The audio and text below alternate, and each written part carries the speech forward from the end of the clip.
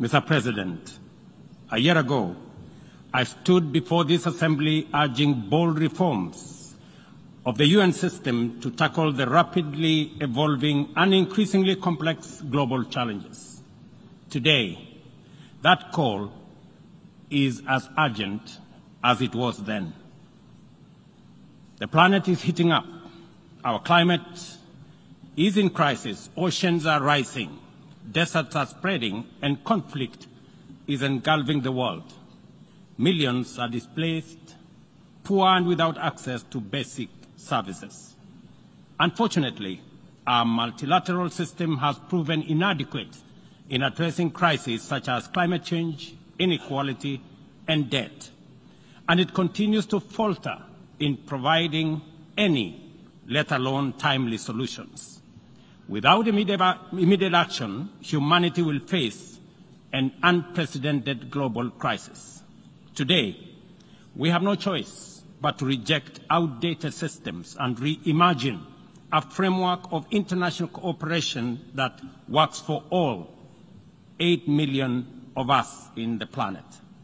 This means redesigning international financial system, strengthening partnership for common security, bridging the digital divide, and investing in human capacity, especially empowering women and youth.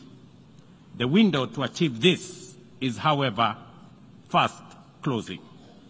The Secretary General's 2024 SDG report paints a dire picture. Only 17% of SDG targets are on track, largely due to unmet financial commitments, and developing countries, particularly in Africa and the Global South, are facing severe funding shortages, and the gap is widening. At the 2023 UN SDG Summit, we highlighted the urgent need to overhaul the global financial system. As we approach the fourth Financing for Development Forum in 2025, imaginative solutions for debt relief and development financing are essential to close the SDG gap. We must address the historical injustice of Africa's lack of permanent representation on the UN Security Council as a matter of justice in the ongoing UN reforms. Additionally, region-led peace operations, sustainably funded by the UN-assessed contributions, are critical in addressing today's complex security challenges.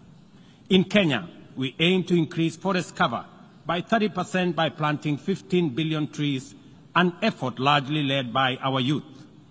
2 weeks ago, I launched Climate Works, a program to employ 200,000 young people in sustainable public works focused on ecological restoration and infrastructure. But we must recognize that the pace of technological advancement, particularly with AI, is widening the global digital divide.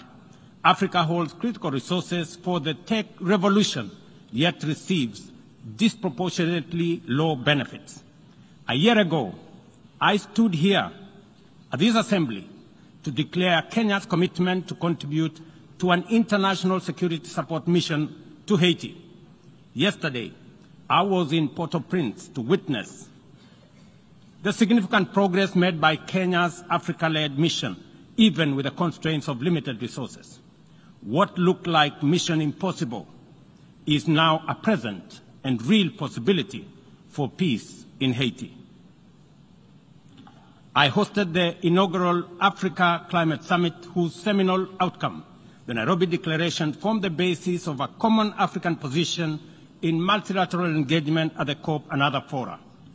At the world's 21 IDA 21 Replacement Summit in Nairobi in April this year, the 17th AFDB replacement and IMF SDR rechanneling, we, together with African leaders, championed for significant enhancement of the concessional window of affordable financing available for developing countries to provide critical public services, undertake investment in economic transformation, and implement ambitious climate.